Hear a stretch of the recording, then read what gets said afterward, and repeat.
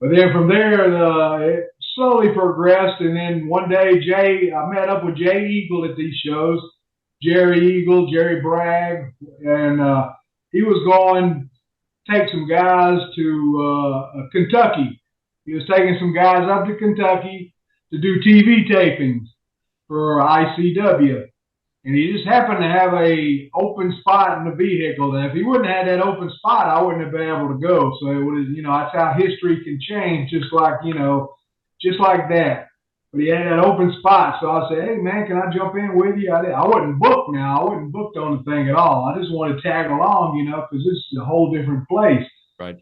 I tagged along. They went up to Kentucky to do the TVs. I'm just hanging out, hanging out in the back. In the back of the TV studio stuff, and this is what I hear. I believe that Macho Man went and asked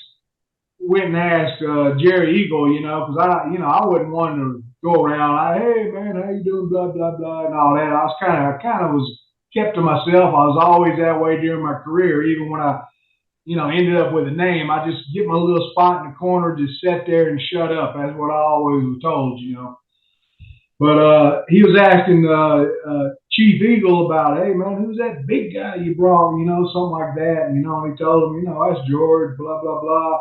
He works, So Macho Man came over and spoke to me and asked me would I be interested, hey man, would you be interested in coming and working for ICW and whatever? I never left home. I mean, left home meaning, I do shows, but I always had to come back, So it ended up, of course, I agreed. Heck yeah, what are you talking about?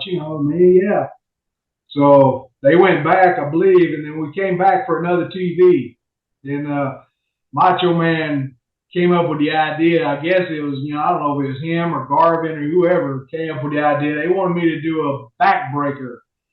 But it wasn't a backbreaker across the knee. It wasn't a backbreaker like Lex Luger on the rack. They wanted me to do the over the shoulder, where you grab them around the waist and you do a power lift over the shoulder.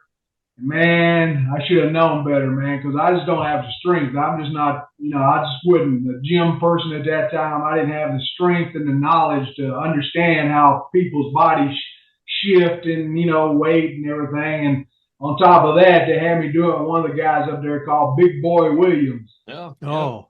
That's who they wanted me to, that's who I was working. And they said, can you put the backbreaker on him? I said, well, I can give it a try. So I grabbed him and went to put the backbreaker, and his weight went too far going that way behind me. And man, we all took a bump, man. Me and him both took a big bump down, twisted my knee. My knee went up underneath me and just twisted my knee all up. And the Macho Man went, man, you crippled my giant. My giant's crippled. So, luckily they could have said, just forget about it, whatever. But he said, man, go back home and get your knee fixed back up. So for the next TV. So that's what I did. I went home, I iced my knee and whatever, and got it ready for the next TV. So when they went back up there, I talked to my mom, explained to her, this is what I have to do to make it in professional wrestling. You can't just stay here and just be a wrestler. You can't do it. You got to leave. Yeah. So I'd already graduated high school, by the way. I wouldn't, I still wasn't high.